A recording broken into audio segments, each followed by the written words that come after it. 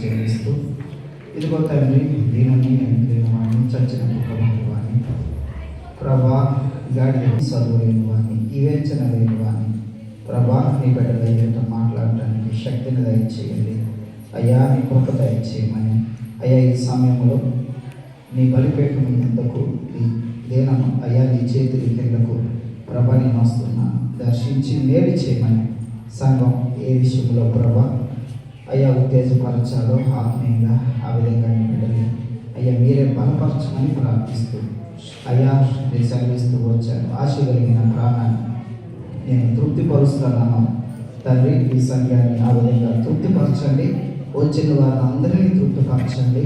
పరిశుద్ధ ఆత్మదేవ ఈ ప్రాంగణంలో తండ్రి మీరు ఉండండి దేవ. అయ్యా మీ ప్రసన్నత ఇక్కడ యేసు నామములో ఉండును గాక. ఇక్కడ కేవలం మీ నామమే మహిమపరచబడును. మమ్మలను సిలువ చాటును మరుగుపరిచి పరిశుద్ధుడైన దేవ మీరే గొప్ప కార్యం చేయమని యేసు నామములో ప్రార్థించండి వేడుకుంటున్నాం తండ్రి. ఆమేన్. హల్లెలూయా. మంచిది. మరి సమయంలో 2-15 నిమిషాలు అయ్యింది. నేను రాసుకున్న అంశం ఇప్పుడు నాకే రివర్స్ అయ్యింది. బహుశా నేను రాసుకున్న అంశం ఏంటంటే సాహసోపేతమైన జీవితం. అర్థమైంది మాట, సాహసోపేతమైన జీవితం అంటే సాహసం కలిగిన జీవితం. ఇప్పుడు ఎట్లా అయిపోయిందంటే సాహసం కలిగిన సమయం అయిపోయింది. ఎందుకంటే ఆ పండగ వాతావరణం, మీ ఇంటికి చుట్టాలు వస్తారు, మీకు పనులు ఉంటాయి, మీ పిల్లలు ఉంటారు, వాళ్ళకి ఆటలు అయితే సమయం చూత ఎక్కువైపోతుంది. ఏదేమైనప్పటికీ దేవుడు మాట లేకుండా ఏది లేదు కాబట్టి ఆ పరిశుద్ధాత్మ దేవుడు నాకు సహాయం చేయను గాక, నీకు సహాయం చేయను గాక. వినగలిగిన మనస్సు అట్టి గ్రహింపు మనందరికీ దేవుడు ఇచ్చును గాక. ఎటువంటి ఇసుకుదల లేకుండా స్థిరమైన మనసు మనకి దేవుడు అనుగ్రహించును గాక. హల్లెలూయా. ఈ సమయంలో నేను ఎటువంటి వాడిని అంటే స్టార్టింగ్ నాకు కొంచెం ప్రాబ్లం, భయం ఉంటుంది, దిగులు ఉంటుంది. ప్రభు వైపు బాగా ఆయన మీద మనసు పెట్టుకొని ఉంటాను ప్రభా. ఎందుకంటే మిమ్మల్ని అందరిని చూస్తే నాకు భయం వేస్తుంది. నేను అది గోళకి చెప్పమంటే చెప్తాను, కానీ మిమ్మల్ని అందరిని చూస్తే నాకు భయం వేస్తుంది. ఇక్కడే కదా, ఎక్కడైనా కొంచెం భయపడతాను. ఆ తర్వాత నా దేవుడు నా స్థితిని చూసి నాకు ధైర్యాన్ని ఇస్తాడు. హల్లెలూయా. నేను ఈ విషయంలో 2 విషయాలు మీతో పంచుకొని కొంచెం వాక్యంలోకి వెళ్ళిపోతా. మ్యాక్సిమం ఎంత త్వరగా ఈ బండిని ముందుకు లాక్కెళ్ళాలో అంత త్వరగా లాక్కెళ్ళే ప్రయత్నం నా వంతు నేను చేస్తూనే ఉంటా. హల్లెలూయా. క్రిస్మస్, క్రీస్తు వారు పుట్టారని మనం నమ్ముతున్నాం. హల్లెలూయా. అయితే ఈ క్రిస్మస్లో చాలామంది సందేహాలు కలిగి ఉంటారు. అటువంటి సందేహమే కాదు, కానీ చాలా మంది వారి సందేహాన్ని ఆత్మీయమైన బిడ్డలుగా మన మీద కూడా రుద్దే ప్రయత్నం లేదా క్వశ్చన్ వేసే ప్రయత్నాలు జరుగుతూ ఉంటాయి. మనం పనిచేసే కాడ లేదా మన పక్కన ఉన్న వారి గట్ట. ఈ 2 విషయాలు చెప్పి నేను వాక్యంలోకి వెళ్తాను. ఎందుకంటే ఈ విషయాలు మనం ఖచ్చితంగా మాట్లాడుకోవాలి. ఒకటి ఏంటంటే యేసుక్రీస్తు వారు ఏ డేట్ను పుట్టాడు? యేసుక్రీస్తు వారు ఏ డేట్ని పుట్టాడు? డిసెంబర్ 25ని పుట్టాడా? ఎవరు చెప్పలేరు. చెప్తారండి. 80 సంవత్సరాలు మీకు సేవా పరిచర్య, ఎంతో అనుభవం కలిగిన వారు ఈ విషయంలో చెప్పలేదు కదండి. ఖచ్చితంగా. రెండో విషయం ఏంటంటే ఎక్కడ పుట్టాడో కూడా చెప్పలేదు. ప్రాంతం చెప్తాం, గ్రామం చెప్తాం, దేశం చెప్తాం, స్థలం చెప్పలేదు. కానీ 2 విషయాలు వెనక దేవుని యొక్క మహా కృప ఉంది, మర్మం ఉంది, మరుగుపరచడం కూడా ఉంది. చాలా జాగ్రత్తగా ఆలోచించండి. మర్మం ఉంది, దేవుని కృప ఉంది, మరుగుపరచడం కూడా ఉంది. ఎందుకయ్యా అంటే మన మనసులో ఉన్న ఒక బుద్ధి ఎటువంటిదంటే యేసుక్రీస్తు వారితో పేతురు అంటాడు, అయ్యా ఇక్కడ నీకు ఒక పర్ణశాల, ఏలియాకు ఒక పర్ణశాల, మోషేకు ఒక పర్ణశాల ఇక్కడ మనం కట్టేద్దాం అన్నాడు. అంటే మన బుద్ధులు ఏంటివంటి అంటే అటువంటి యేసుక్రీస్తు వారు పుట్టిన స్థలం అని అదే తెలిసిందనుకో, మనం సంవత్సరానికి ఒకసారి కట్టడం కడతాం అక్కడికి వెళ్తాను. అది ఏమైందో తెలుసా? విగ్రహారాధన అయింది, ఆత్మానుసరమైన ఆరాధన అవును. రెండో విషయం చెప్తాను వినండి. కరెక్ట్గా ఆయన పుట్టిన డేట్ కానీ మనకు తెలిస్తే అసలు ఈ నెలంతా నువ్వు ఏడుంటావేంటి? ఒకటో తారీఖునో 2వ తారీఖునో పుట్టినరోజునే వస్తావు, కానీ మిగతా రోజులు వస్తావా? ఈ నెల అంతా దేవుడి సన్నిధిలో ఆనందించిన వారు ఎంతమంది ఉన్నారు? ఆయన జన్మదిన వేడుకను జరుపుకుంటూ. ఇంత గొప్ప భాగ్యం మనకి దేవుడు. ఆ 2 విషయాలు తెలియకపోవడం వల్ల ఎంత గొప్ప ఆదరణ దేవుడు మనకి ఇచ్చాడు. హల్లెలూయా. జాగ్రత్తగా గమనించండి, ఇది దేవుడు మరుగుపరిచాడు. దేవుడే మరుగుపరిచాడు. ఎందుకంటే ఆ స్థలాన్ని మనం ఒక వెళ్ళి దర్శించి వచ్చే విధంగా మార్చేస్తాం. ఇంకెక్కడ ఆలోచించాం, ఇక సంఘం అంటే ఎక్కడేనేమో అదేనేమో అని ఒక మానవ రీతిగా అక్కడ ప్రారంభిస్తారు. రెండోది ఏంటంటే ఆ ఒక్క రోజునే మనం పట్టించుకుంటాం, మిగతా రోజుల్ని ఈ నెల అంతని మనం పట్టించుకోం. అందుకని ఆ విధంగా జరిగింది. ఎవరైనా ఒక సమాధానం మిమ్మల్ని ప్రశ్న అడిగితే వారికి సూటైన సమాధానం ఈ విధంగా చెప్పడం బాగుంటుందని మీకు నేను చిన్న మనవిని చేశాను. హల్లెలూయా. అయితే ఈ సమయంలో నేను మీతో చెప్పేది ఏంటంటే సాహసప్రదమైన జీవితంలో ప్రతి మనిషి జీవితంలో ఒక సాహసవంతమైన జీవితాన్ని కలిగి ఉండాలి. అలా కలిగి ఉండటం అది మనకెంతో ఆశీర్వాదం. అలా జీవించడం అది మనకెంతో ఆశీర్వాదం. నేను చిన్న మాట మీతో పంచుకొని ముందుకు వెళ్తాను. లోకాసు వార్త 2వ అధ్యాయం. ఈ మాటను చాలాసార్లు దయచేసి ఈ నెలంతా మీరు వింటూనే ఉంటారు. నేను కొంచెం వేరే కోణంలో మీతో పంచుకునే ప్రయత్నం నేను చేస్తున్నాను. లోకాసు వార్త 2వ అధ్యాయం 10వ వచనం.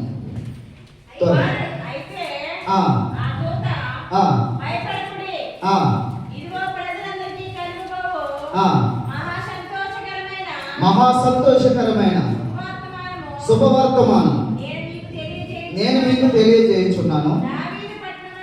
దావీదు పట్టణమందు నేడు రక్షకుడు మీ కొరకు పుట్టి ఉన్నాడు. ఈయన ప్రభువైన క్రీస్తు. హల్లెలూయా. దావీదు పట్టణమందు నేడు రక్షకుడు మీ కొరకు పుట్టి ఉన్నాడు. ఇక్కడ దావీదు పట్టణమందు నీ కొరకు, నా కొరకు, మనందరి కొరకు ఇందాక దాకా అయ్యగారికి చాలా చక్కని విషయాలు, అనుభవపూర్వకమైన విషయాలు మనతో పంచుకున్నారు.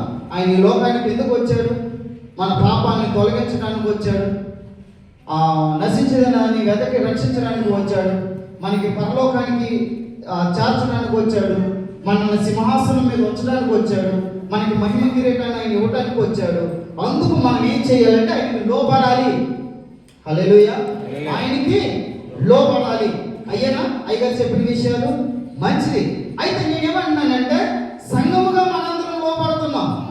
సంఘంగా లోపడ్డారు కాబట్టి మీరు వచ్చారు అన్నట్టు కాదంటారు. అయితే లోపడటం ప్రాముఖ్యమే కానీ సాహసం చాలా ప్రాముఖ్యమైనది. ఈ మాట నేను మీతో పంచుకొని ముందుకు వెళ్తాను. లోకాసు వార్త 1వ అధ్యాయము 38వ వచనం. నేను మ్యాక్సిమం లోకాసు వార్తలోనే ఉంటాను. బయటికి వెళ్ళే ప్రయత్నం ఒకసారి 2 సార్లు చేస్తాను.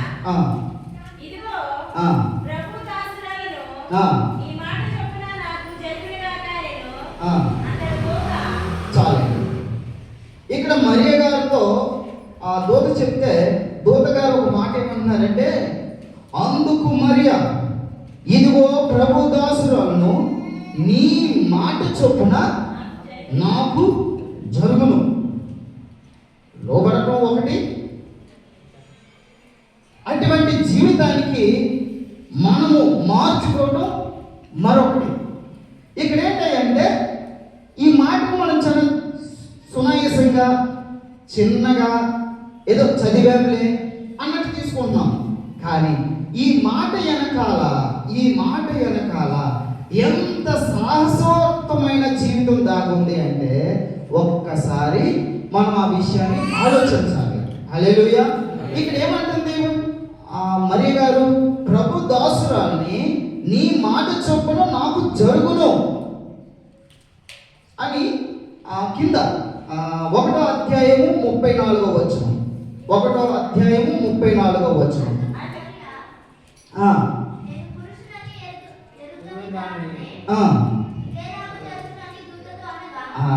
చాలండి. ఈ పైన ఏమంటుందంటే ప్రభు దాసురాలని నీ మాట చెప్పున నాకు అలా జరుగును అని 38లో అంటూ కింద ముందు ఉన్న మాట ఏంటంటే 34లో ఒక ప్రశ్న అడుగుతుంది. ఎవరిని? పొందుకున్న మరియ గారు దూతను అడుగుతుంది. ఏమని అంటే, నేను పురుషుని ఎరిగిన దానిని అని. అయితే ఒక విషయాన్ని చాలా జాగ్రత్తగా గమనించండి. ఇది అపనమ్మకం అందామా, ఆలోచించదగిన విషయం అందామా?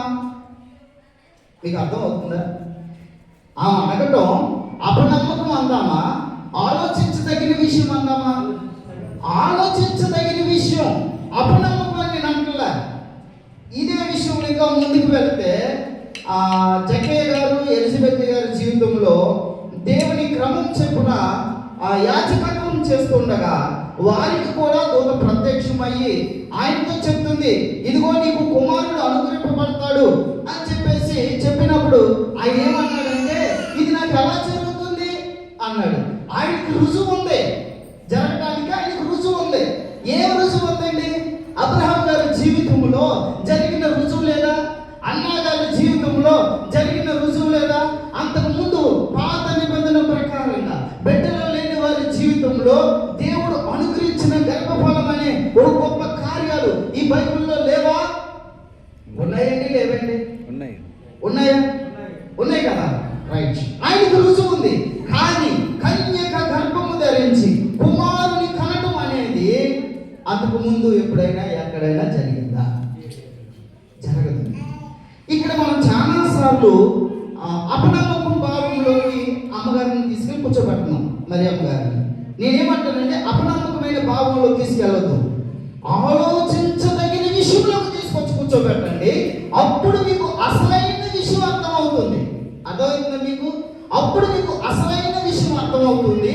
దీన్ని బట్టి అవసరమైతే ఆ ప్రభు విషయమై మనం ఎలా ఉండాలి, మనం ఏ విధమైన జీవితాన్ని కలిగి ఉండాలో మనకి కూడా అది బోధపడుతుంది. హల్లెలూయా. ఇక్కడ ఆలోచించదగిన విషయం ఏంటి? ఆలోచించదగిన విషయం మూడు విషయాలు చాలా జాగ్రత్తగా గమనించండి. నేను ఉరుగుతున్నా, నడవట్లే. నేను నడిస్తే 4 మాటలు చెప్పుకుంటూ కాస్తంత మిమ్మల్ని నవ్వించుకుంటూ ఏదో విధంగా ముందుకు తీసుకువెళ్తాను. కానీ ఇప్పుడు నేను ఏం చేస్తున్నానంటే ఉరుగులాడుతున్నాను, నాకు టైం లేదు కదా. అందుకని ఇక్కడ 3 విషయాలు చాలా జాగ్రత్తగా గమనించండి. ఒకటి ధర్మశాస్త్రం. అది ఎందుకంటే ఆ మాట అంటే, ఒకటి ధర్మశాస్త్రం. ధర్మశాస్త్రమును బట్టి ఎవరైనా వివాహం కాకుండా కన్యకైన వారు ఎవరైనా ఉంటే వారికి గర్భం ధరిస్తే ధర్మశాస్త్రం ఏమని చెప్తుందో తెలుసా? రాళ్లతో కొట్టి చంపండి అని చెప్తుంది. అవునంటారా కాదంటారా? బైబిల్ ద్వితీయోపదేశకాండము 22వ అధ్యాయం 23లో అక్కడ రాయబడి ఉంటుంది. రాసుకోండి రెఫరెన్స్లు, అక్కడ రాయబడి ఉంటుంది. ఏమని ఉంటుందో తెలుసా? ఇదిగో ఆమెని లేదా ఆమెతో ఉన్నవారిని వారిని సమాజంలోకి తీసుకొచ్చి లేదా వారిని ఒకసారిగా తీసుకొచ్చి వారిని రాళ్లతో కొట్టి చంపండి అని ఉంటుంది. అయ్యగారు ఉంటుందా? కన్యకైన చిన్నది ప్రదానం చేయబడిన తర్వాత ఒకడు ఊరిలో ఆమెను కలుసుకొని ఆమెతో శయనించిన ఎడల ఆ ఊరి ధర్మయాతకు వారిద్దరిని తీసుకుని వచ్చి ఆ చిన్నది ఊరిలో కేకలు వేయుచున్నందున ఆమెను తన పొరుగు వారిని భార్యను అవమానపరిచినందున ఆ మనుషుని రాళ్లతో చావగొట్టవలెను. అట్లా ఆ చెడుతనము తన. ఇక్కడ 2 విషయాలు. ఎవరైనా అత్యాచారం ఆమె మీద చేస్తే ఆ పాత నిబంధన ప్రకారంగా అరవాలంట. నన్ను కాపాడండి, నన్ను కాపాడండి, నన్ను కాపాడండి అరవాలి. అప్పుడు అది పాపం కాదు. అరవకుండా లోపడితే అది పాపం. కానీ ఇక్కడ ఆమె ఎదుట ఏముందో తెలుసా? వారు ఇంకా కొత్త నిబంధనలోకి రాలే. వారు ఇంకా పాత నిబంధన ధర్మశాస్త్రం కిందే వారు ఉన్నారు. అక్కడ ఉన్న వారి జీవితంలో మొదటిదిగా ధర్మశాస్త్రం కనపడుతుంది. ఇప్పుడు ధర్మశాస్త్రమును బట్టి ఆమెను ఏం చేస్తారంటే రాళ్లతో కొడతారు. బయటికి తీసుకొచ్చి అందరి ముందు నిలబెట్టి ఆమె తప్పు చేసిందని చెప్పేసి అందరి ముందు పరుగు తీసి లేదా పరుగు పోయేటట్టు ఆమెను ఏం చేస్తారండి? రాళ్లతో కొట్టి చంపుతారు. ఇది సాహసవంతమైన విషయమే కదా, అంత సాహసం. అందుకే ఆమె మాట్లాడుతుంది. 2వ విషయాన్ని మనం చాలా జాగ్రత్తగా గమనిస్తే సమాజం. యోహాను సువార్త 8వ అధ్యాయము 1 నుండి 11 వరకు అక్కడ చాలా జాగ్రత్తగా గమనిస్తే యేసుక్రీస్తు వారి మార్గంలో పోవచ్చుండగా అక్కడ ఉన్న వారు ఒక ఆమెను తీసుకొచ్చి, ఇదిగో ఏమే వ్యభిచారం చేసింది, బోధకుడా ఏమి ఏం చేయాలి? ఎవరిని బట్టి అడుగుతున్నారు? ధర్మశాస్త్రాన్ని బట్టి, ధర్మశాస్త్రాన్ని ముందు పెట్టి. ఇంకో విషయం చాలా జాగ్రత్తగా గమనించాలంటే, యేసు ప్రభు వారిని ఈ విధంగా చిక్కు క్వశ్చన్ అడిగే ప్రయత్నాలు చేస్తున్నారు. హల్లెలూయా. ఒక విషయం జాగ్రత్తగా గమనించండి. ప్రశ్నించేవాడు ఈరోజు చాలా రకాల ప్రశ్నలు ఆ బైబిల్ విషయంలో అడుగుతున్నాడు. వాడు చాలా మూర్ఖుడు, వాడు దుష్టుడి సంబంధం. ప్రశ్నార్థకమైన జీవితంగా భక్తి జీవితం ముందుకు వెళ్ళి స్థిరపడవచ్చు, కానీ బ్రతికే ప్రశ్నార్థంగా ఉంటే వాడు కూడా ఒక క్వశ్చన్ మార్కే. అందుకే నేను ముందు మీకు 2 ప్రశ్నలకు జవాబు చెప్పాను. హల్లెలూయా. ఇక్కడ సమాజము వచ్చి బోధకుడు ఈవిడ ఏం చేయాలి? రాళ్ళతో కొట్టి చంపాలి. సమాజం అందరూ ఎదుట అక్కడ ఉన్న వాళ్ళందరూ పట్టుకొని ఉరికిస్తున్నారండి. ఆమెను పట్టుకొని ఈడ్చుకుంటూ వస్తున్నారండి. నా చిన్నతనంలో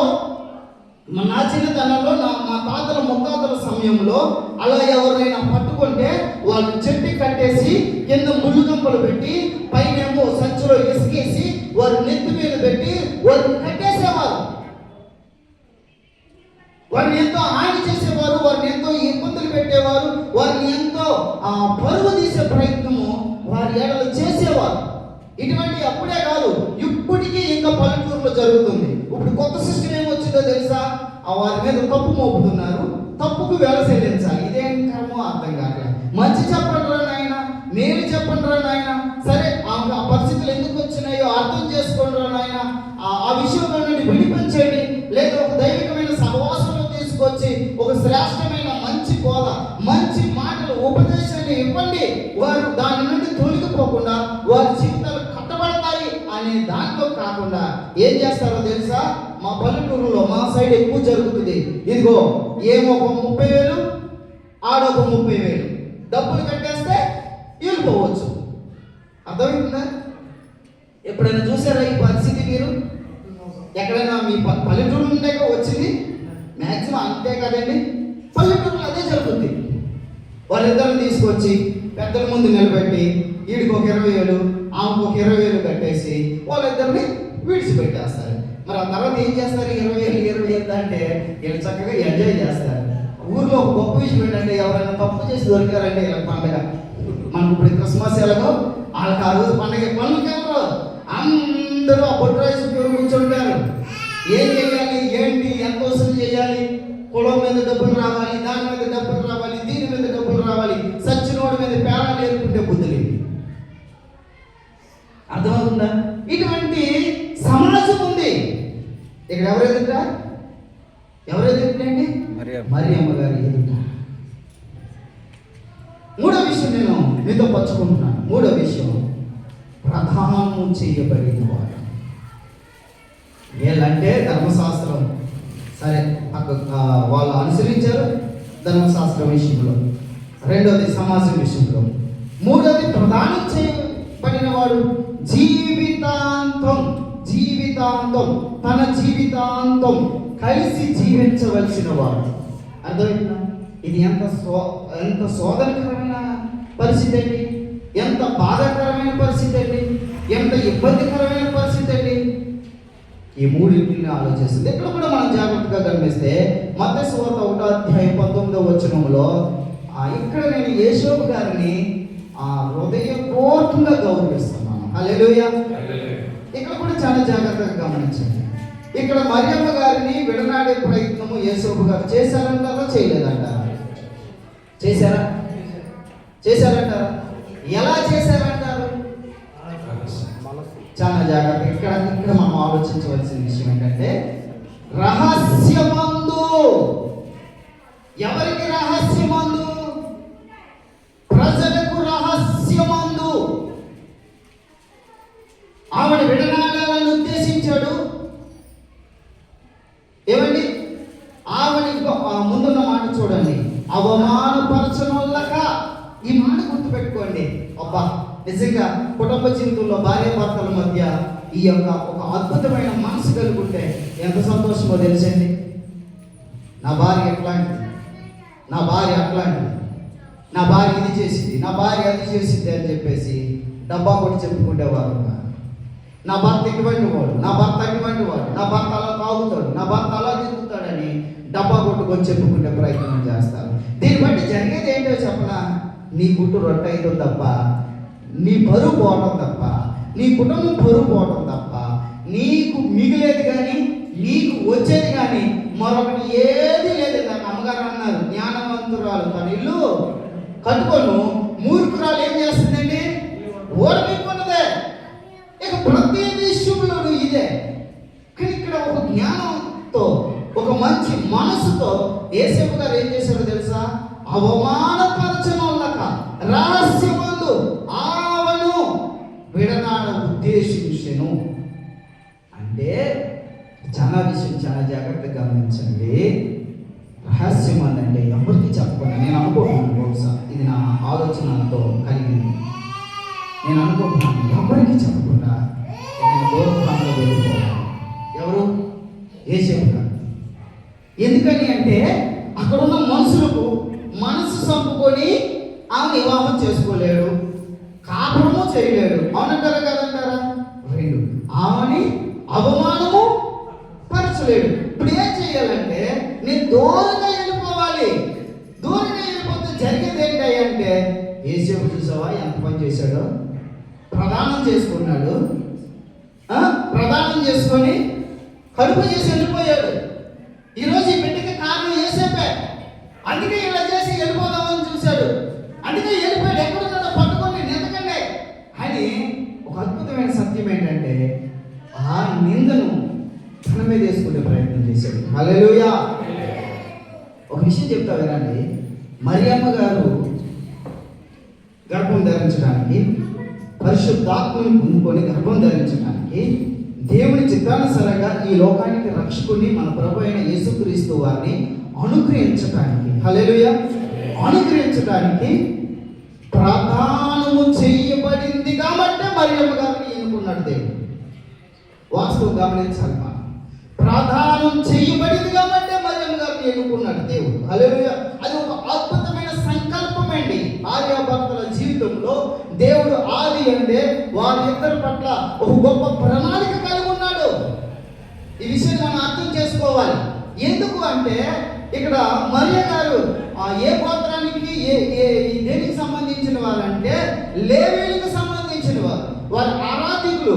అందుకే నీ బంధువురాలైన ఎలిజబెత్ పలానా సాట్ ఉంది, వాళ్ళు ఏం చేసేవారు, లేవి యాజకత్వం చేసేవారు. కానీ ఇక్కడ ఒక విషయం మనం గమనిస్తే యేసేపు ఎవరండి, యోధా గోత్రానికి సంబంధించిన వాడు. హల్లెలూయా. ఎవరండి యేసేపు? యోధా గోత్రానికి సంబంధించిన వాడు, దావీదు వంశస్థుడు. ఇదిగో దావీదు అక్కడ పైన మత్తయి సువార్త 1వ అధ్యాయంలో కిందికి రాయబడి ఉన్నది. యేసుక్రీస్తు జననమేమనగా ఆయన తల్లి అయిన మరియు యేసేపుకు ప్రదానము చేయబడిన తర్వాత, యేసేపుకు ప్రదానము చేయబడిన తర్వాత, యేసేపుకు ప్రదానం చేయబడిన తర్వాత, ఇంకా దీని గురించి మనం మాట్లాడుకుంటే ఇంకా కొంచెం ముందుకు వెళ్ళాలనుకుంటే ఒక విషయాన్ని మేకా 5:2 కూడా చూడండి ఒకసారి. త్వరగా జస్ట్ 15 నిమిషాలు అయింది. 2 బెత్లెహేము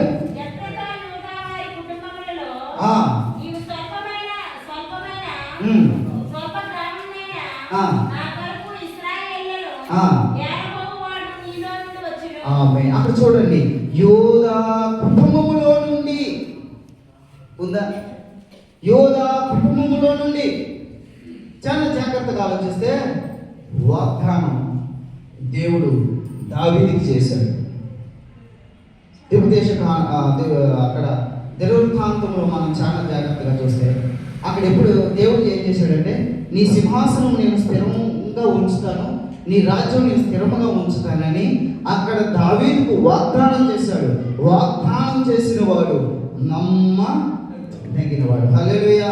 దేవుడు నేను ఈ సమయంలో అడుగుతున్నాను, మీకేమన్నా వాగ్దానాలు దేవుడు చేశాడా? మీరు వాగ్దానాలు పొందుకున్నారా? అయితే నేను నిజం చెప్తున్నాను, బహుశా వాగ్దానాలు మీ జీవితంలో జరిగితే ఆయనకి కృతజ్ఞత కలిగి ఉండండి. వాగ్దానాలు జరగకపోతే వాగ్దానం కోసం కనిపెట్టి సిద్ధంగా ఉండండి. ఎందుకంటే నా ప్రభువు తన నిర్ణయ కాలమును బట్టి అబ్రహాంతో 21వ అధ్యాయం, ఆదికాండం 21వ అధ్యాయంలో, ఇదిగో ఆయన నిర్ణయ కాలమును బట్టి జరిగేస్తాడు. నీ కాలంలో నువ్వు ఆశించినట్టు జరిగితే అది అద్భుతం అవుతుంది. హల్లెలూయా. అద్భుతం అవ్వాలంటే ఎప్పుడు అవ్వాలి?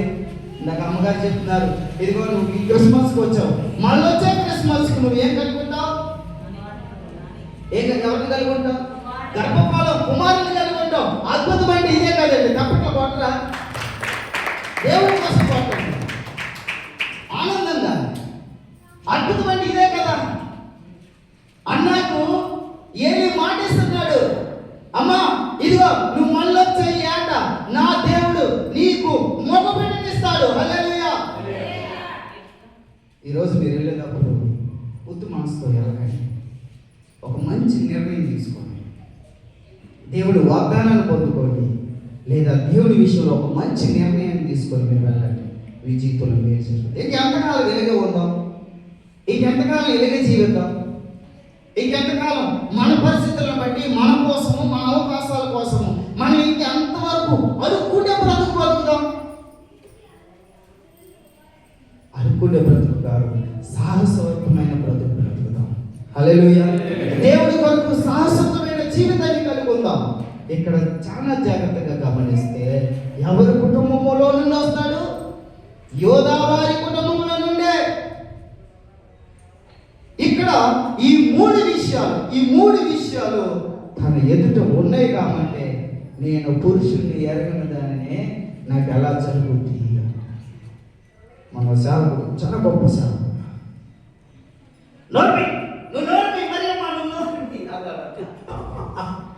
ఆయన ఏకపాడేశాడు అంటే పూల బహుశా ఆయన అని ఉంటాడు. చాలా గొప్ప దయచేసి నువ్వు వాళ్ళకి అనొద్దు, ఇదిగో నీ బంధువులైనా జక్క ఎంత అన్నాడు, గుడ్డోడైపోయాడు, నువ్వు అనొద్దు అన్నాడంట. అక్కడ ఆయన అన్నాడు, ఇక్కడ ఏమంటాడు? చాలా వ్యత్యాసం ఉంది. ప్రాణముతో సెలగాటం, ప్రభు కోసం జీవితాన్ని అర్పించడం ఎక్కడ? ప్రభు కోసం సాహసం చేయడం ఎక్కడ? ప్రాణమైనా పోయినా పర్లేదు, నేను నా ప్రభు కోసం సిద్ధపడి, నా ప్రభు కోసం నేను నిలబడి, నా ప్రభు చిత్తమును, ఆయన రాజ్యము కోసము నా వంతు నా జీవితాన్ని నేను ఆయన కోసం నిలబెట్టాలి అని మరియమ్మ గారు చిన్న వయసు అని బైబిల్లో రాయబడింది. 30-40 సంవత్సరాలు కొమ్ములు తిరిగిన విశ్వాసాన్ని మరొకటని అక్కడ రాయబడలేదు. ఆమె యవనస్తురాలు, ఆమె చిన్న వయసు అయినప్పటికీ నా ప్రభు చిత్తము, నా ప్రభు దాసురాన్ని ఆయన చిత్తమే జరుగును గాక. ఎంతమంది మాట్లాడగలుగుతారు అంటారా? మనస్ఫూర్తిగా నేను ఒకటి చెప్తున్నాను. మీ జీవితంలో నేనేమంటానంటే, మిమ్మల్ని ఏదో తెమ్మని అంటున్నా.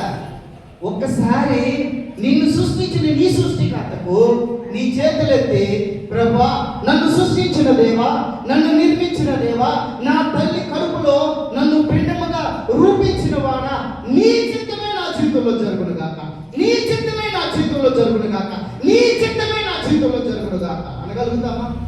అనండి ఒకసారి, నీ చిత్తమే నా జీవితంలో జరుగును గాక. ఒక్కరికి నోరు రాదు. ఇదే క్రిస్మస్.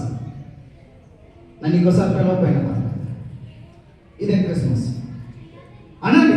నీ చిత్తమే, నీ చిత్తమే, నీ చిత్తమే, నీ చిత్తమే, నీ చిత్తమే, నీ చిత్తమే నా జీవితంలో, నా జీవితంలో, నా కుటుంబం జీవితంలో, నా కుటుంబ జీవితంలో, ఆత్మీయ జీవితంలో, ఆత్మీయ జీవితంలో, యేసు నామములో, యేసు నామములో జరుగునుగాక. జరుగునుగాక. హల్లెలూయా. హల్లెలూయా. 3 విషయాలు తన ఎదుట కత్తిలో సాముగా. అగ్ని పరీక్షలో మనం అంటున్నాం కదా, అగ్ని పరీక్ష అని. ఎందుకంటే అగ్ని పరీక్ష మరొకటి ఏమో ఉంటుందేమో చెప్పండి. పరుగు తీసే అగ్ని పరీక్ష. ఒక విషయం చెప్తాను. ఇంత సాహసానికి, ఆమె వడగట్టడానికి, ఆమె సిద్ధపడటానికి కారణం ఏంటంటారు? ఎవరు చెప్తే తను ఆ విధమైన జీవితాన్ని మార్చుకుంది, ఆ విధమైన అనుభవంలోనికి తన ఆత్మీయ జీవితాన్ని ముందుకు తీసుకువెళ్ళింది. చాలా జాగ్రత్త. అదే అధ్యాయం మొదటి అధ్యాయం 27వ వచనం. దూత ప్రత్యక్షమై దేవుని చేత ఏమని కోడి చేస్తున్నా అడ్రస్ చెప్తుందండి. నేను ఉత్తరం మీకు ఇచ్చాను అనుకోండి, మీకు అడ్రస్ కావాలా వద్దా? అడ్రస్ లేకపోతే నేను ఉత్తరం ఇస్తే మీరు తీసుకుంటారా? అడ్రస్ తెలియనాడు మీ ఇంటికి వస్తే మీరు నన్ను చేర్చుకుంటారా? చెప్పండి, చేర్చుకోరు. అడ్రస్ కావాలి. ఇక్కడ ఒక అడ్రస్ ఉంది ఆత్మీయ జీవితానికి. తన భక్తికి ఒక అడ్రస్ ఉంది, తను చేసే కార్యానికి ఒక అడ్రస్ ఉంది. చదవన్న మాట త్వరగా 1:27 లోకసువార్త. బయటకు అయితే వెళ్తా, ఇక్కడే ఉంటాను. లోకసు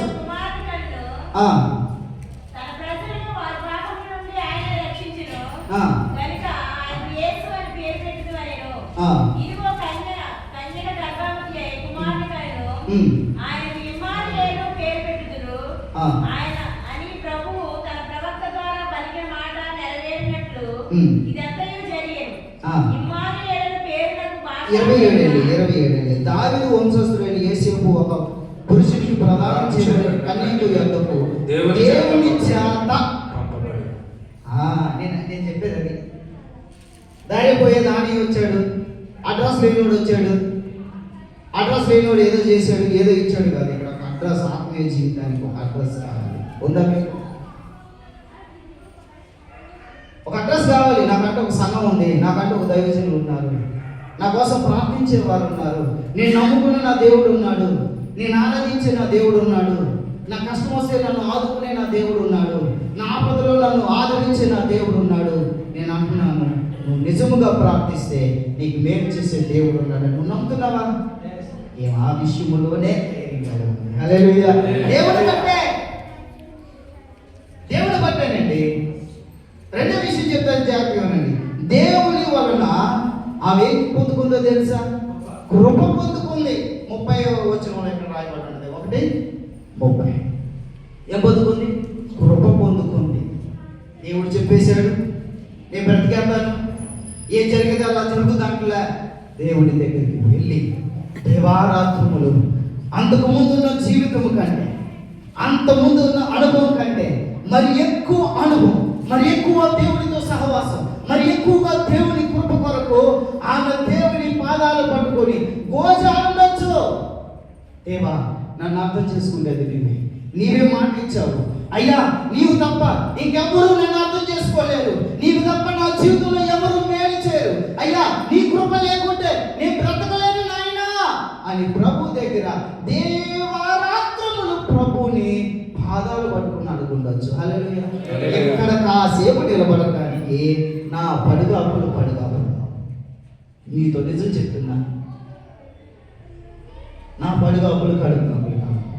నాకంటే సీనియర్లు ఉన్నారు, నా తల్లి లాంటి వాళ్ళు ఉన్నారు, అనుభవం కలిగిన వాళ్ళు మీరు ఉన్నారు, మంచి బైబిల్ ట్రైనింగ్ చేసిన పండితులు అయ్యగారు ఇక్కడ ఉన్నారు, నాకంటే చాలా సీనియర్. నేను మహేష్ దగ్గర చాలా విషయాలు నేర్చుకుంటాను, ధైర్యంగా చెప్తున్నాను. నన్ను పెంచాడని కొమ్ములు చూపించట్లే. నేను మహేష్ దగ్గర చాలా విషయాలు నేర్చుకుంటాను. నాకు బైబిల్లో ఉన్న చాలా విషయాలు నాకు అర్థం కాకపోతే ఆయనకి ఫోన్ చేసి అడుగుతాను. చెప్తున్నాను, ఇక్కడ నిలబడటం కొరకు ఆయన చెప్పిన కారణం నుండి ప్రభు సన్నిధిలో ఎన్నిసార్లు ప్రభువా గర్భం ధరించిన ఏమ్మా అమ్మా అంటారు కదా, అంటారా లేదా? అవునంటారు కదంటారా? నా బాధలు అయ్యే వాక్యం అంటే నిజమే, గర్భమే. మూలగాలి ప్రభు దగ్గర మూలగాలి. అయ్యా అయ్యా అయ్యా ఎస్ఐయా ఎస్ఐయా ఎస్ఐయా కనేదాకా తప్పదండి. వాక్యం సేవ పట్టేది అనుకుంటున్నాం, చాలా విలువైనది, అద్భుతమైనది. అది దేవుని కృప ద్వారా కలిగేది. ఇంకో విషయం చెప్తున్నాను. 1:48 దేవుని యందు ఆనందమై ఆ ఆనందం ఎక్కడ ఎదుర్కొందండి? దేవుని విషయంలో ఎదుర్కొందాం. మనం ఎక్కడ ఎదుర్కొంటాం? లోకంలో, పెళ్ళిళ్ళు, శుభకార్యాలు, ఆటల్లో, ఇంట్లో ఇటువంటి చెప్పుకొని తీసుకెళ్తే ఎక్కడికి వెళ్తాం? నేను అక్కడికి వెళ్ళను. ఇక్కడేమంట మనం లోకంలో ఎక్కడెక్కడో ఆనందాన్ని ఎత్తుకుంటాం, కానీ ఇక్కడ ఆమె ఎక్కడ ఎత్తుకుందంటే లోకానికి రక్షకుని లోకంలో ఉన్న జీవితంలో ఉన్న ఆనందం. నా ప్రభు కోసం నేను ఏం జరిగినా పర్లేదు అని నిలబడటంలో ఉన్న ఆనందం మరొక దాంట్లో ఉండదు అని ఆమె ఏం చేసిందో తెలుసా? ఆనందాన్ని పొందుకుంది. అందుకే ఆమె గురించి చక్కటి మాట 1:42 రాయబడింది. ఏమని తెలుసా? హల్లెలూయా. స్త్రీలలో నీవు, మరి నీవు, నేను స్త్రీలు అంటే ఇక్కడ మరియమ్మ గారి గురించి చెప్తుంటే ఆలయమే చూడకుండా మీ గురించి ఆలోచించుకోండి. భలే భలే మాట మాట్లాడుతున్నారు అన్నగారు. అందరికీ వాక్యం వర్తిస్తుంది. ఆడమ్మగానే భేదం లేదు, లేక భేదం లేదు, మనం తీసుకోవాలి. స్త్రీలందరిలో ఆశీర్వదింపబడిన చాలు. నేను అంటున్నాను, సాహసోత్తమైన జీవితం మనం కూడా ఈ సమయంలో కలిగి ఉండాలి. యేసుక్రీస్తు వారు పుట్టడానికి ఆనాడు మరియమ్మ గారు ఒక్కలే అవసరమయ్యారు. హల్లెలూయా. ఈ రోజున దేవుని రాజ్యం వ్యాపించడానికి మీ అందరూ అవసరమే. నా దేవుని సువార్త వ్యాప్తి చెందడానికి మీరు అందరూ అవసరమే. మనందరము కలిసి సంఘముగా ఐకమత్యమే మహాబలము అని అంటారు. అలా కలవపోతే దేవుని కార్యం జరగలేదు. సహోదరులు ఐక్యత కలిగి ఉంటే ఎంత మేలు, ఎంత మనోహరము. ఆ హృదయాలు తల మీద నుండి కారిన పరిమళ తైలం వల్లే ఉంటుందంట. హల్లెలూయా. ఇక్కడ నేను తైలం ఇక్కడ ఇలా పోస్తానండి, వాసన రాకుండా ఉంటుందంటారు. భక్తి జీవితం అనేక మందికి సువాసన కలిగించే విధంగా నేను నింపబడ్డాను. నా దేవుడు వెలుగై ఉన్నాడు కనుక నేను వెలుగై ఉన్నాను అంటే నేను కనపడకుండా ఉంటానంటారా? మీకు అర్థమవుతుందా? సముద్రంలో చేపలు పట్టడానికి వెళ్తారు బోట్ల మీద. ఆ దరిని ఉన్న వారికి, ఈ దరిని ఉన్న వారికి, ఆ దరిని ఉన్న వారికి, ఈ దరిని ఉన్న వారికి ఏం కనిపిస్తుందో చెప్పనా? వారు వెలిగించిన దీపమే కనిపిస్తుంది. హల్లెలూయా. ఈ రోజు లోకంలో నువ్వు కనిపించాలి నా ప్రభు కోసం, నా దేవుడి కోసం నువ్వు కనిపించాలి, నా దేవుడి కోసం నువ్వు నిలబడాలి, నా దేవుడి కోసం శాశ్వతమైన జీవితాన్ని నువ్వు కలిగి ఉండాలి, సాహసాన్ని కలిగి ఉండాలి. ఊరికి చదువు లేదండి, నిజం చెప్తున్నాను. కానీ ఒక విషయం చెప్తాను వినండి. నా దగ్గర 20 మంది 15 మంది పనిచేసేవారు. నేను వెళ్ళి పని చేసేవాడిని, పెద్ద పెద్ద షెట్లు వేసేవాడిని. చిన్నప్పటి నుండి వర్క్లోనే ఉన్నాను. ఇప్పటికీ నేనైతే నాకు 50,000కి తక్కువ రావు, 40,000కి తక్కువ రావు. ఒకప్పుడు నేను కలవరి ఇంటికి వెళ్ళినప్పుడు ఈ జేబు నుండి డబ్బులు ఉన్నాయి, ఈ జేబు నుండి డబ్బులు ఉన్నాయి. మా వాళ్ళు చూసేవాడు పలసర బండి ఒక రేంజ్ ఉంటాను. దేవుడు నాతో మాట్లాడాడండి. నా సేవకులు రా, నేను వాడుకుంటాను. నేను ప్రభు సన్నిధిని అడిగాను. కొంతమంది అన్నారు నీకు చదువు లేదు, ఏమీ లేదు అన్నారు. నేను అనుకున్నా, నాతో దేవుడు చెప్పినప్పుడు ఇదిగో ఏమని చెప్పి విద్య లేని పాపలు లేని నాకు వాడుకుంటే పిచ్చోడా, నేను ఎందుకు వాడుకోను? నువ్వు నిలబడి నేను వాడుకుంటా. నా దేవుడి కోసం 3 లక్షల రూపాయల సామానం, వెలిగి విషయంలో, కటింగ్ విషయంలో అన్ని మా ఇంట్లో పడితే మా తమ్ముడు అవసరం వచ్చినప్పుడల్లా ఒకటి బాబేసుకున్నాడు. హల్లెలూయా. చెప్తున్నాను, ఇది నేను కనపడటం కోసం కాదు, కానీ నా దేవుడు కనపడాలి. నా దేవుడు నా జీవితాన్ని నిలబెట్టాడండి. నా ప్రభు నా జీవితంలో వేడి చేశాడండి. ఎన్నో సుడిగుండాల మధ్య, ఎన్నో అవంతరాల మధ్య, అయ్యో ఈ సేవ నేను చేయలేనే, అయ్యో నా వల్ల కాదే, అయ్యో అయ్యో అని నేను వెళ్తున్నప్పుడు నా ప్రభు ప్రతిసారి నన్ను పలకరిస్తూ, నన్ను బలపరుస్తూ, నన్ను నింపుతూ ఉన్నాడండి. నేను ఈరోజు నేను కలిగిన వాటిని బట్టి, నేను కలిగిన సహవాసాన్ని బట్టి, నాకు ఇచ్చిన వాళ్ళందరిని బట్టి నేను అతిశయిస్తాను. మీకు సంగతి తెలుసా? కీర్తన గ్రంథం 20వ అధ్యాయము 7వ వచనంలో ఉంది. ఏంటో తెలుసా? రథములను బట్టి, గుర్రములను బట్టి నేను అతిశయించట్లేదు, కానీ మనమైతే మన దేవుని బట్టి, మనమైతే మన దేవుని బట్టి ఏం చేస్తున్నాం? అతిశయిస్తున్నాం. నీకంటే అతిశయ కిరీటం నా దేవుడు నిశ్చయముగా ఇచ్చునుగా, ఈ జీవితం నాటి కృప దేవుడు అనుగ్రహించునుగా. నేను అడుగుతున్నాను, ఏయో వదిలేసుకొని వచ్చే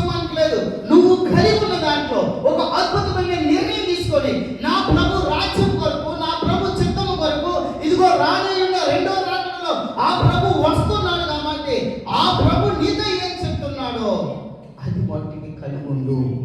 5 కన్యకలు, బుద్ధి కలిగిన కన్యకుల వలె నువ్వు సిద్ధపడి ఉండు. నా ప్రభు చిత్తం ఏమైందో సర్వ సృష్టికి సువార్త ప్రకటించేదానిగా నువ్వు సిద్ధపడి ఉండు. దేవుని రాజ్యం బట్టి, దేవుని సేవకుని బట్టి, దేవుని విషయంలో నీవంటూ ఒక సమర్పణ కలిగి ఉండు. నిజం చెప్తున్నాను, నిజంగా నీ జీవితాన్ని నా దేవుడు ఒక ఉన్నతమైన స్థాయిలో ఉంచుతాడు. త్వరగా ముగిస్తున్నాను. మా చర్చిలో వెంకటలక్ష్మి ఆంటీ అని ఉంది. తన అత్తవారు, తన భర్త చనిపోయిన తర్వాత తన అత్తవారు, మా అత్తగారు దూరంగా ఎక్కడో చెట్టు కింద ఏంటంటే పుట్టింటికి వెళ్ళకుండా అదే చెట్టు కింద 2 దాకలు పెట్టుకొని 2 పిల్లలను పెట్టుకొని జాన్ చెట్టుకి 4 ఆకులు వేసుకొని చెట్టు కింద బ్రతుకుతుంది. అటువంటి సమయంలో అమ్మ వెళ్ళి, మా అమ్మగారు వెళ్ళి ఆమె సువార్త చేస్తే ఆమె యేసునామములో మారు మనసు పొంది బాప్తిసం తీసుకుంది. నిజం చెప్తున్నాను వినండి, ఆనాటి నుండి ఈనాటి వరకు ఎంత త్యాగపూరితమైన జీవితమో తెలుసా మీకు? తన బిడ్డకి 70,000 2009లో 70,000 దాచుకుంది పెళ్లి కోసం. పెళ్లికి వచ్చిన బిడ్డ ఉంది. మేము మందిరం పునాది చేసాం. పునాది చేస్తే అక్క నా కూతురు పెళ్లి ఈ రోజు కాకపోతే రేపొద్దున అయిపోతాయి, ఇదిగో అక్క ఈ 70,000 తీసుకెళ్ళి దేవుని కోసం ఖర్చు పెట్టండి. వద్దమ్మా వద్దు, నువ్వు నీ కూతురు కోసం దాచుకున్నావు, నువ్వు ఇవ్వద్దంటే అక్క నువ్వు ఇవ్వకపోతే నేను ఊరుకోను అక్క, నువ్వు తీసుకోపోతా అని చెప్పేసి ఇచ్చేయి. దేవుడు ₹1 కట్టడం లేకుండా ఆమె నాకులాగా నా చెల్లి నా పోలికలోనే ఉన్నది. హల్లెలూయా. కానీ మా బావగారు బహు అందంగా ఉన్నాడు. హల్లెలూయా. సుకుమారంగా ఉంటాడు, ఎంత ఉంటాడు చక్కగా. నిజంగా మీరు చూపిస్తే ఆశ్చర్యపోతారు. ఈరోజు తన అత్తవారు తనకి ఏ పొలం ఇవ్వకుండా తనని దూరం చేసేస్తే ఈరోజు వాళ్ళకంటే ఎక్కువ పొలం ఏం కలిగి ఉంది. ఊరి పెద్దలు అమ్మ మారుటి అత్తగారు నువ్వు మొత్తం దోసేసుకోవాలని ఆశపడుతున్నావు. అట్ట కాదు, మొదటి భార్య 2వ భార్య నీకు ఉన్నారు కాబట్టి ఏమో మొదటి ఆమె కోళ్ళ కాబట్టి ఒక సగం ఆస్తి చేయాలని ఊరందరూ ఏకమైపోయి ఆ ఆస్తి ఎంతైతే వారికి కొన్ని ఎకరాలు ఉన్నాయో వాటిలో సగ భాగం తీసుకొచ్చి ఇచ్చేశారు. హల్లెలూయా. ఎప్పటికీ అదే మనసు కలుగుతుంది. ఎప్పటికీ దేవుని సేవకులుగా మేమంతే. దేవుని బిడ్డలైన వారు ఎవరు వెళ్ళినా నా తల్లి ఏం చేసిందో తెలియదు, ఎక్కడ తెచ్చిపెట్టిందో తెలియదు. నా సేవకుని యొక్క అవసరతలు ఏ ఉన్నాయో అవన్నీ నెరవేర్చింది. హల్లెలూయా. ఇప్పటికీ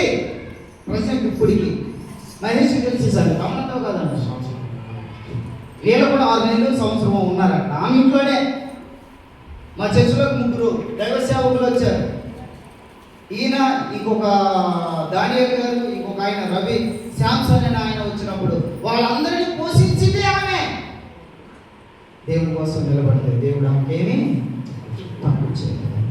దేవుడేమీ తక్కువ చేయలేదండి. నేను అడుగుతున్నాను, నా దేవుడు మీకేమీ తక్కువ చేయడు. నా దేవుడు ఏమీ మీకు తక్కువ చేయడు. తగిన సమయంలో మీ జీవితంలో వేడి చేయాలని నా ప్రభు ఇష్టపడుతున్నాడు. హల్లెలూయా. కలుపుకోండి చిన్న ప్రార్థనతో ముందుకు. త్వరగా చిన్న పాట పాడుతాం. హృదయాన్ని సమర్పించుకుందాం, మనసును సమర్పించుకుందాం. సమయాన్ని బహుశా నేను కొంత సమయం తీసుకుంటున్నానేమో, దయతో నన్ను క్షమించండి. ఏదేమైనా మన ఆత్మీయ జీవితం ఎదుగుదల కొరకు, ప్రోత్సాహం కొరకు తప్ప మరొకటి ఏది లేదు. ప్రతి ఒక్కరు కళ్ళు మూసుకోండి. ప్రభా, ఆనాడు లోకరక్షకుడు ప్రభు అయిన యేసుక్రీస్తు లోకానికి రావటానికి తండ్రి ఎంతో సాహసపూరితమైన జీవితాన్ని కలిగి ఉందయ్యా. సరియా, ఈరోజు మేము నీ 2వ రాకడలో మేము సిద్ధపడటానికి మేము కూడా నువ్వేం చెప్పావో, ఏ విధమైన జీవితాన్ని కలిగి ఉండమన్నావో అటు జీవితాన్ని మేము కలిగి ఉండాలయ్యా. మాతో మాట్లాడేవయ్యా అన్నవారు మీ పెదవులు తెరవండి. మనస్ఫూర్తిగా మీ పక్కవాళ్ళు మర్చిపోండి. నా ప్రభు నీతో మాట్లాడాడు కనుక ఆ మాటను బట్టి నీ పెదవులు తెరిచి ప్రభుని అడుగు. హల్లెలూయా. హల్లెలూయా. అడుగుదాం. సుగుణాల సంపన్నుడా, స్తుతిగానాల వారసుడా, జీవింతును నిత్యము నీ నీడలో, ఆస్వాదింతును నీ మాటల మకరందము జీవింతును నిత్యము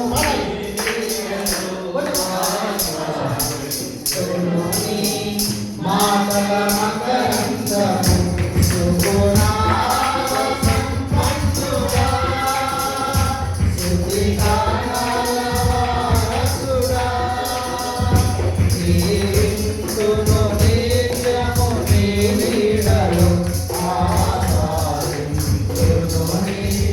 మాటల మకరందము జీవింతును నిత్యము నీ నీడలో ఆసాదింతును మాటల మకరందము యేసయ్య నీతో జీవించగానే నా బ్రతుకు మారేనులే యేసయ్య నీతో జీవించగానే నా బ్రతుకు